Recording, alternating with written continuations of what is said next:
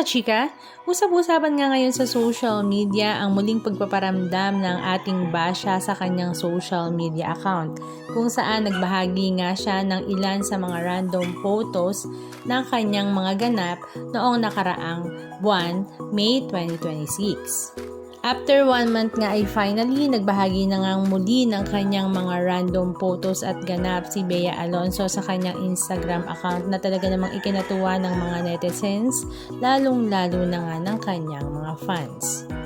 Walang kupas pa rin nga ang kanyang kagandahan na kahit nga napakarami na ngang suliranin sa buhay ang kanyang pinagdaanan ay talaga namang strong independent woman pa rin ang kanyang dating.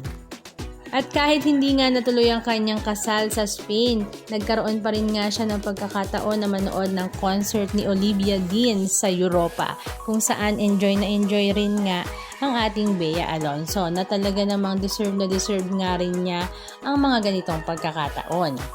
At ayon nga sa ating mga source, pagkatapos nga daw ng kanyang bakasyon sa Europa, ay back to work na nga ang ating Basha.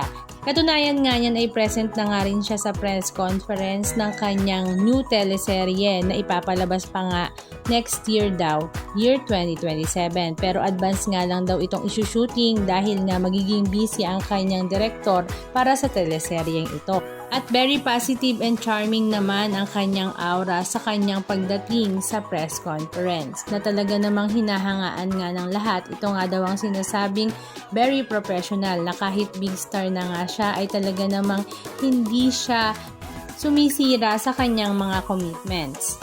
Patungkol naman sa hindi natuloy nilang kasalan ni Vincent Co ay wala naman siyang ibinigay na pahayag patungkol nga dito. Ganun pa man ay natutuwa ang lahat dahil nakabalik na ngang muli si Bea Alonzo.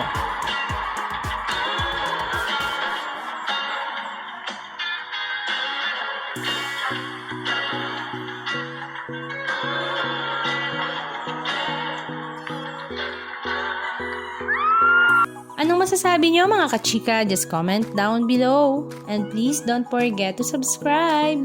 Thank you!